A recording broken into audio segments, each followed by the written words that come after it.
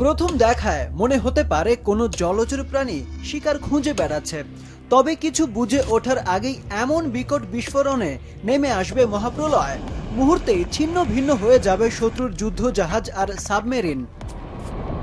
কুমিরের মতো ভেসে চলা এই বস্তুটি একটি সি ড্রোন।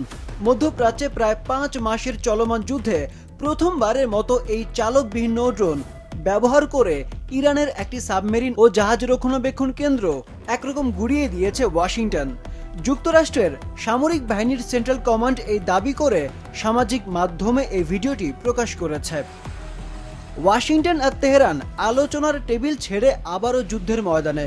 এবার যেন আরও বেশি আক্রমণাত্মক দুই দেশ।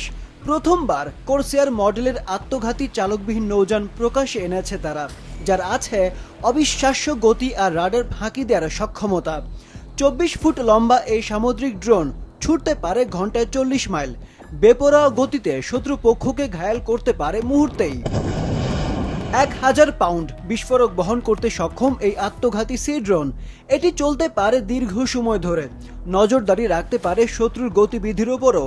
1000 নটিক্যাল মাইল দূরের লক্ষ্যবস্তুকেও সফলভাবে অনায়াসে হামলা চালাতে পারে চালকবিহীন এই নৌযান। কৃত্রিম বুদ্ধিমত্তা ব্যবহার করে চরম বিপর্যয়েও সিদ্ধান্ত নিতে পারে এটি। শত্রুপক্ষ জ্যামিং সিগন্যাল ব্যবহার করে যে সমস্যা তৈরি করে, তেমন অবস্থাতেও সফলভাবে কাজ চালিয়ে যেতে পারে কোরসেয়ার ড্রোন। মার্কিনীদের এমন অত্যাধুনিক ড্রোন ব্যবহার আরও বেশি ভয়াবহ আক্রমণের মুখে ফেলছে ইরানিদের, বলছেন বিশ্লেষকরা। আরিফুদ্দিন নবীন, মাছরাঙা, নিউজ ডেস্ক।